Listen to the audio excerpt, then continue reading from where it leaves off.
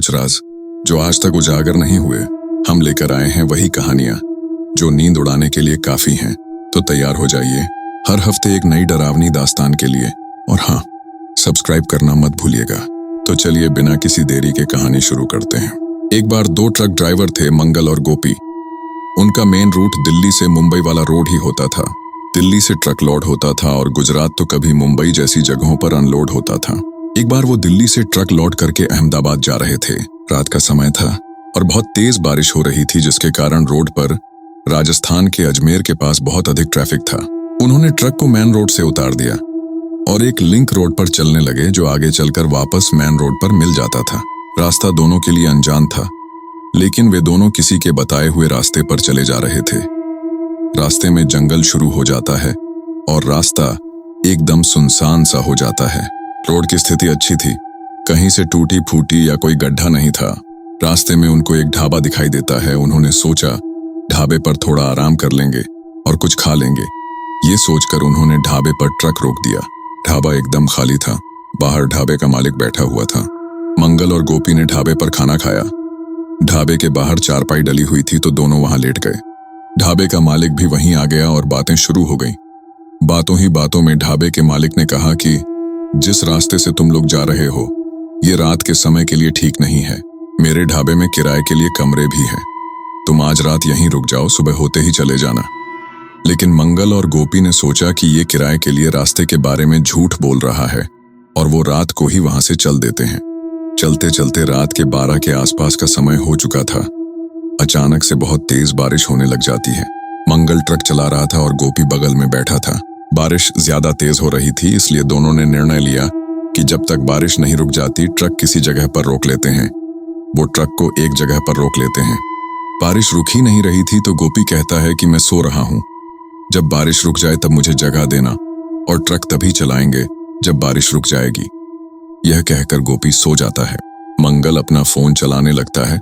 लगभग 1 घंटे बाद गोपी की नींद किसी की बातचीत की आवाज के कारण खुल जाती है और वो देखता है कि मंगल ट्रक की खिड़की के पास एक औरत से बातें कर रहा है। औरत की गोद में एक बच्चा है जो गहरी नींद में सो रहा है।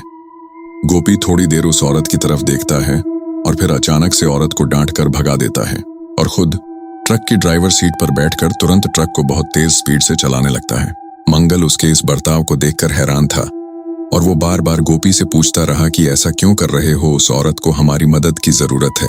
लेकिन गोपी लगातार ट्रक को तेज स्पीड से चलाता रहा। करीब 30 किलोमीटर दूर एक पेट्रोल पंप आता है, तो गोपी वहां ट्रक को रोकता है और मंगल को डांटने लगता है कि मैंने कहा था कि बारिश रुक जाए तो मुझे जगा देना, तुमने जगाया क्यों नहीं? मंगल ने पूछा कि बात क्या है, बताओ तो। गोपी ने कहा कि हमारे ट्रक की खिड़की लगभग 7 फुट से ज्यादा ऊंची है और वो औरत खिड़की के शीशे के बराबर चेहरा करके बात कर रही थी। इतनी लंबी लड़की कब से होने लगी? तो गोपी की बात सुनकर अचानक से मंगल का दिमाग चकराया कि गोपी बात तो ठीक कह रहा है। फिर खुद मंगल ने भी महसूस किया कि जब वो उस औरत से बात कर रहा था तो उसको कुछ और याद नहीं था।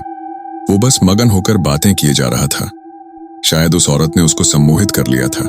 गोपी ने बताया कि जब मैं ट्रक की ड्राइवर सीट पर बैठा तो वो औरत ट्रक के साइड मिरर में दिखाई ही नहीं दी। मतलब वो एक आत्मा थी। और गोपी ने बताया कि वो आत्मा ट्रक के साथ साथ दौड़ते हुए लगभग 5 किलोमीटर तक आई है। दोनों ट्रक लेकर अहमदाबाद पहुंच जाते हैं और ट्रक को खाली करके वापस दिल्ली के लिए सामान लोड करके वापस आ रहे होते हैं। और संयोग से उस दिन भी बारिश हो रही थी और जाम लगा हुआ था, तो वो उसी रास्ते से वापस आने का फैसला करते हैं।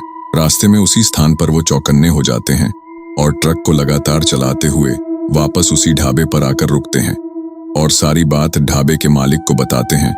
तो ढाबे का मालिक उनको बताता है कि यहाँ पर एक औरत और एक बच्चा घूमते थे। औरत को उसके ससुराल वालों ने घर से निकाल दिया था। एक दिन एक ट्रक ड्राइवर और उसका सहायक उस औरत की मजबूरी का फायदा उठाने की सोचकर उसको अपने ट्रक में बैठा लेते हैं और आगे सुनसान जगह पर ले जाकर उसके साथ बलात्कार करते हैं और अपने ट्रक में ही बंधक बना लेते हैं। थोड़ी दूर आगे चलकर वो औरत अपने बच्चे के साथ ही चलते ट्रक से कूदने की कोशिश करती है और उसी कोशिश के दौरान वो और उसका बच्चा दोनों ट्रक के टायर के नीचे आ गए थे। तब से उस औरत और उसके बच्चे की आत्मा यहीं भटकती है और ट्रक ड्राइवरों से एक विशेष दुश्मनी रखती है। ढाबे के मालिक ने बताया कि कुछ दिन पहले ही इस औरत की आत्मा ने एक ट्रक ड्राइवर से लिफ्ट मांगी। ट्रक में ड्राइवर सहित 2 लड़के थे। उन्होंने उस औरत को ट्रक में बिठा लिया और गलत नीयत से उसको टच करने लगे। औरत कुछ नहीं बोली। थोड़ी दूर जाकर उस औरत की साड़ी हवा के कारण नीचे से ऊपर उठ गई तो उन लड़कों ने देखा कि औरत के पैर उल्टे हैं। वो बहुत जोर से चिल्लाए। उनकी उसी वक्त फट के हाथ में आ गई और ट्रक ड्राइवर का ट्रक स्टीयरिंग पर से संतुलन बिगड़ गया और ट्रक रोड से उतरकर एक पेड़ से टकरा गया। उनमें से एक लड़के की मौत हो गई और एक जिंदा बच गया। जो जिंदा बचा उसने ही ये कहानी बताई है। गोपी और मंगल दोनों ने एक दूसरे को देखा और कहा, भाई बाल बाल बच गए। शायद हमें हमारे पूर्वजों ने या हमारे अच्छे कर्मों ने हमें बचा लिया। जय श्री राम। इसी के साथ ये कहानी यही खत्म होती है।